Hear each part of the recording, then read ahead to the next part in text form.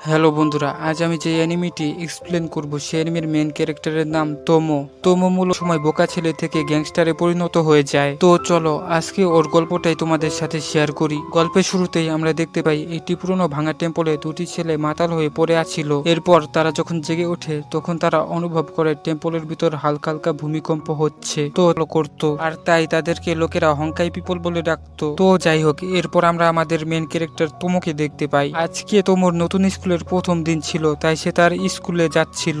অন্যদিকে আমরা তার নতুন স্কুলটাকে দেখতে পাই। তার নতুন স্কুলটা ছিল অনেক ভয়ানক। তার এই নতুন স্কুলে অনেক শক্তিশালী স্টুডেন্টরা নিজেদের গ্যাং বানিয়ে থাকতো। এখানে মারামারি খুনাখুনি ছিল একদম একেবারে স্বাভাবিক বিষয়। আর আজকে এখানে দুইটা গ্যাংয়ের লিডার একে অপরের সাথে মারামারি করছিল। অন্যদিকে তোমর কাছে এসব মারামারি একদমই ভালো লাগছিল না, তাই সে এসব মারামারি অ্যাভয়েড করে তার ক্লাসের দিকে যাচ্ছিল এবং মনে মনে বলছিল তার ক্লাসে শুধুমাত্র ছেলে আর ছেলে। এইসব দেখার পর তোমো প্রচন্ড হতাশ হয়ে পড়ে। তবে কিছুক্ষণ পর তোমো খেয়াল করে তার ক্লাসে ছেলেদের সাথে সাথে একটি মেয়েও আছে। ভাগ্যক্রমে তোমো মেয়েটির সাথে বসার সুযোগও পেয়ে যায়। তোমো মেয়েটির সাথে বসার পর তোমো মেয়েটির সৌন্দর্য দেখে পাগল হয়ে যাচ্ছিল। কিছুক্ষণ পর মেয়েটি তার নাম তোমোকে জানায়। মেয়েটি বলে তার নাম চিন। তো এরপর তোমো আর চিন একে অপরের সাথে কথা বলতে শুরু করে। এরই মাঝে তাদের দুজনকে পিছন থেকে দুজন গুন্ডা খারাপ নজরে দেখে। মানে এখন এই গুন্ডা দুজন তোমো এবং চিনের সাথে খারাপ কিছু করবে। তো এরপর আমরা এই গুন্ডা দুজনের বসকে দেখতে পাই। তাদের বসের নাম হলো মাতাগারা। মাতাগারা অন্য এক দলের বসের সাথে ফাইটিং করছিল।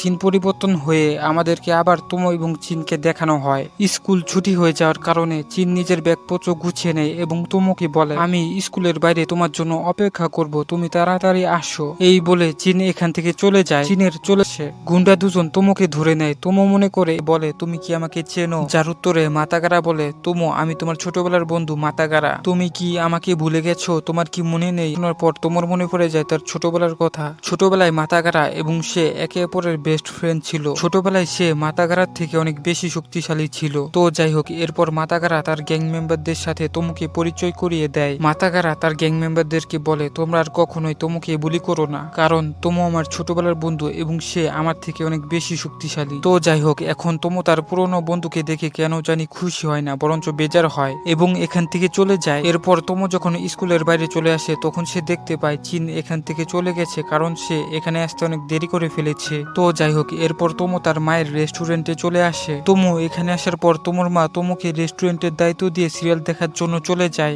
এবং আমাদের তোমো তার মায়ের রেস্টুরেন্টটাকে সামলাতে শুরু করে। তো যাই হোক, এরপর সিন চেঞ্জ হয় আর আমরা সেই বেড়ে গিয়েছিল। তো এই বস এখানে তার লিডারকে জানায় যে সে মাতাগারার সাথে ফাইট করতে গিয়ে হেরে গিয়েছে। তো তার লিডার এ কথা জানার পর তার উপর প্রচন্ড রেগে যায় এবং তাকে অনেক জোরে একটা লাথি মেরে দূরে সরিয়ে দেয় এবং বলে, তোরা কোনো কাজেরই না, আমাকে এই মাতাগারার সাথে ফাইট করতে হবে। এবং মনে মনে বলছিল এই ছেলেটি কোনোভাবেই মাতাগারার থেকে বেশি শক্তিশালী হতে পারে না। তো এরপর লাঞ্চ টাইমে তোমো যখন স্কুলের ছাদের উপর গিয়ে দেখতে পেয়ে তোমো চিনের পাশে গিয়ে বসে এবং চিনকে বলে, চিন তুমি আজকের ক্লাসটা কর্ণ গেটে অপেক্ষা করছিলে, কিন্তু আমি আসতে পারিনি কারণ আমাকে কয়েকটা বদমাস ছেলে ঘিরে ধরেছিল।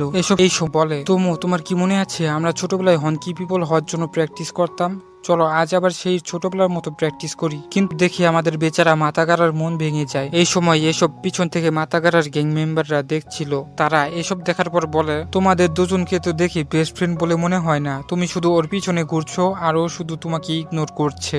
এইসব শোনার পর মাতাগারা বলে, তোমরা আমার বন্ধু তোমোকে এখনো ভালোভাবে চিনতে পারোনি। সে আসলেই আমার থেকে অনেক বেশি শক্তিশালী। সে মারামারি পছন্দ করে না, তাই সে তার শক্তি কাউকে দেখায় না। তোমো আসলে একজন লেজেন্ড। আমি সবসময় তার মতো হতে চাইতাম, কিন্তু আমি তার মতো হতে পারিনি, তাই হয়তো সে আমাকে এখন ইগনোর করছে। তো এইসব বলার পর মাতাগারা এখান থেকে চলে যায়। কিন্তু মাতাগারার গ্যাং মেম্বাররা এখনো মাতাগারার কথার সাথে একমত হয় না, বরঞ্চ তারা সিদ্ধান্ত নেয় যে তারা আজকে যে করেই হোক তোমোকে পরীক্ষা করে দেখবে যে সে কতটা শক্তিশালী। তো তারা এসব নিয়ে যখন কথা বলছিল তখন তাদের মধ্যে একজন খেয়াল করে তোমো চিনের সাথে প্রেম করছে। তোমোকে চিনের সাথে প্রেম করতে দেখে সেই গ্যাং মেম্বারটি অনেক চিন্তিত হয়ে যায় এবং তার সাথে গ্যাং মেম্বারকে বলে, আমাদের তাড়াতাড়ি মাতাগারাকে জানাতে হবে যে তোমো চিনের সাথে প্রেম করছে, না হলে তোমো অনেক বড় বিপদে পড়বে। এটা শুনে তার সাথের মেম্বার তাকে থামিয়ে, একটি শক্তিশালী গ্যাং এর আন্ডারে ছিল, তাই সেই গ্যাং এর লোকেরা যখন দেখতে পায় তোমো এবং মাতাগারার গ্যাং মেম্বাররা এখানে চুরি করে গেম খেলছে, তখন তারা তাদেরকে মারতে যায়। এখানে মাতাগারার গ্যাং মেম্বাররা তোমোকে সুযোগ বুঝে একা রেখে পালিয়ে যায় এবং এদিকে তোমো এদের মাঝখানে ফেসে যায়। এরা সবাই তোমোকে মারার জন্য তোমোর পিছনে পড়ে যায়, যার কারণ পলে এসে পড়ে।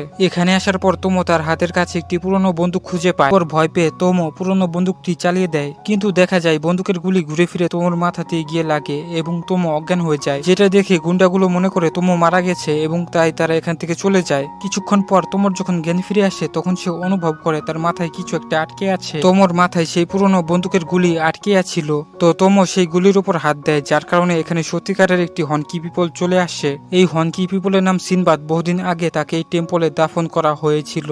তো সিনবাদ নামের এই হনকি পিপল তোমাকে আলাদিনের জিনের মতন করে বলে, তোমার কি ইচ্ছা? আমি তোমার সকল ইচ্ছা পূরণ করতে পারবো, বলো তুমি কি চাও? টাকা পয়সা ধন দৌলত পাওয়ার, বলো তোমার কোনটা লাগবে? যার উত্তরে তোমো বলে, আরে আমার টাকা পয়সা ধন দৌলত পাওয়ার এসব কিছুই লাগবে না, আমার শুধুমাত্র একটি গার্লফ্রেন্ড হলেই চলবে। তোমর মুখ থেকে এসব শোনার পর সিনবাদ দা হনকি অবাক হয়ে যায় আর বলে, এটাই কি তোমার উইশ? যার উত্তরে তোমো বলে, হ্যাঁ এটাই আমার উইশ। তো এরপর সিনবাদ দা হনকি তোমাকে বলে, আমি তোমার উইশ পূরণ করব, কিন্তু আমি কোনো উইশ বলার সাথে সাথেই পূরণ করতে পারি না। আমি বরঞ্চ তোমার আত্মার সাথে মিশে গিয়ে তোমাকে শক্তি দিতে পারি আর তোমাকে তোমার উইশ পূরণ করার জন্য গাইড করতে পারি। এসব শোনার পর তোমো সিনবাদ দা হনকির কথায় রাজি হয়ে যায় এবং সিনবাদ দা হনকিকে নিয়ে তার বাসার দিকে যেতে শুরু করে। কিন্তু নাম্বারের ভিতু কালকে সে কয়েকটা ছোটখাটো গুন্ডা দেখে ভয় পেয়ে পালাচ্ছিল। গুন্ডাগুলো তাকে ধরে মেরে ন্যাংটা করে দিয়েছিল, যেটা শুনে মাথাগারা বলে, তোমরা এখনো আমার বন্ধু তোমোকে ভালোভাবে চিনতে পারোনি। আমি অনেক আগেই বলেছিলাম তোমো এখন আর মারামারি করে না। সে অনেক শক্তিশালী হওয়ার পরও শুধুমাত্র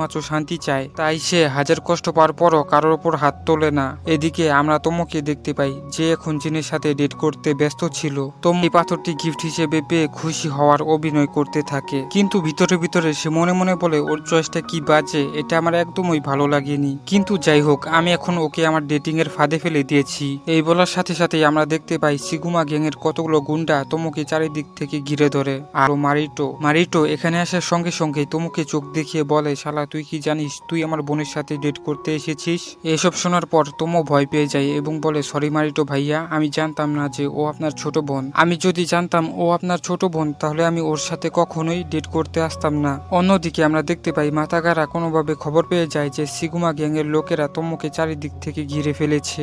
এই খবর পাওয়ার সাথে সাথেই মাথাগারা তোমোকে বাঁচানোর জন্য দৌড়ে তোমোর কাছে যেতে লাগে। অন্য ওই সিনবাদ, আমি এখনো মারা যাইনি, আমাকে রেখে কোথায় যাওয়ার চিন্তা করছো? তোমোর মুখ থেকে এই কথা শোনার পর সিনবাদ দা হনকি তোমোর মধ্যে আবার তার আশার আলো খুঁজে পায় এবং সে তোমোকে বলে, তোমো তুমি আমার কাছে কি চাও বলো আমাকে। তোমো চিল্লিয়ে চিল্লিয়ে বলে, সিনবাদ আমাকে এখানকার সবচেয়ে শক্তিশালী বানিয়ে দাও। তোমোর এই কথা বলার সাথে সাথে সিনবাদ দা হনকি তোমার আত্মার সাথে মিশে যায় এবং যায়।